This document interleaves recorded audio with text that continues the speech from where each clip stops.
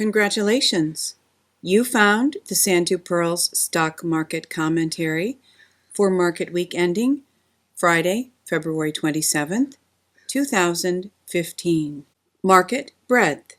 With this past week's market fractional advance, our bull-bear point and figure ratio dropped slightly from 1.49 to 1.46, remaining in bullish territory. The total count of securities in bullish or bearish patterns rose fractionally to 3,026.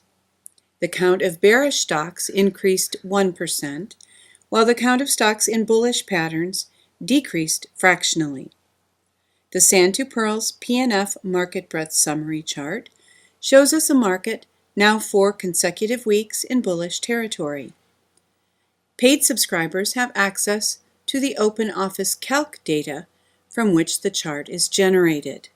You may become a paid subscriber by visiting s2pmarketsignal.com, clicking Membership, and clicking Sign Up. For those who are interested, a free 2-week trial subscription is available. The well-known market breadth indicator, the Nasdaq McClellan Summation Index, rose 109 points for the 9th rise in 19 weeks. At a positive 198.17 points, it has risen above the November 2014 top and continues below all 7 remaining tops above plus 100 and above all 7 bottoms below minus 100 in the last 3 years. Market Gauge Volume Analysis. In this week's volume analysis, all indexes ended in neither accumulation nor distribution mode. In the last 2 weeks, the Nasdaq 100 Trust had 0 accumulation days and 0 distribution days. Of the other indexes, both the Diamonds Trust and the S&P 500 Deposit Receipts ended in neither accumulation nor distribution mode. Accumulation days are counted when the index closes up on higher volume than the prior market day, while distribution days occur when the index closes down on volume higher than the prior market day. Last week also, the Nasdaq 100 Trust ended in neither accumulation nor distribution mode. Momentum. In a Woody's uptrend declining for the week at 89.06, the CCI 20 daily continues outside the range for a valid Woody's zero-line reject signal. In Woody's CCI trading system, 6 consecutive bars above or below 0 are required for a change of trend.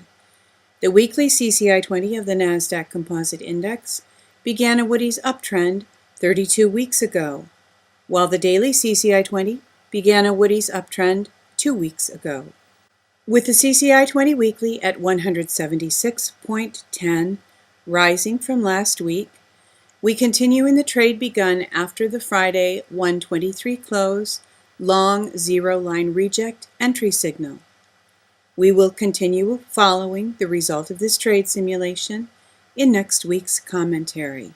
Industry rotation the last 2 weeks. All of the top 5 industries are positive, and all of the bottom 5 are negative.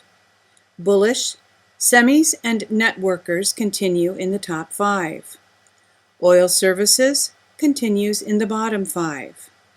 Brokers has entered the top 5. Bearish, REITs continues in the bottom 5. Comp tech and computer hardware have left the top 5. Gold and silver has left the bottom 5. Focus this week from the Center for Financial Economics at Johns Hopkins, 2 Big Questions by Barbara and John Faust. The following are quotes from the article, which to us raises the question, is the Fed policy of accommodation simply a nice word for guesswork? Will we ever regain that lost output? Inflation had run well below the Fed's objective for the 2 years prior to the recent plunge. Will inflation bounce back, all the way back to the Fed's target? We can be fairly confident that the recent downward move in inflation is largely due to the drop in oil prices and rise in the value of the dollar.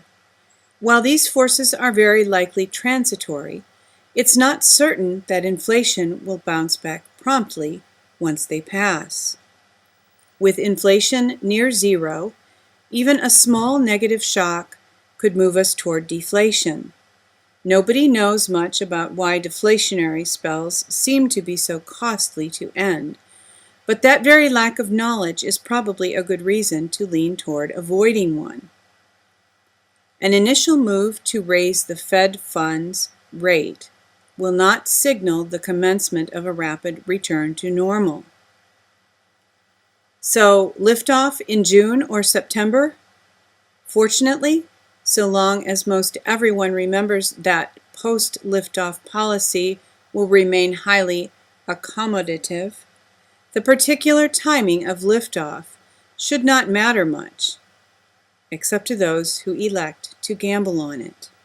Thank you for tuning in for this week's Sand to Pirls Stock Market Commentary, compiled by Donald Pearl, www.s2pmarketsignal.com. Hoping that you are enjoying a peaceful and pleasant weekend, that you're looking forward to a wonderful week coming up, and wishing you true success.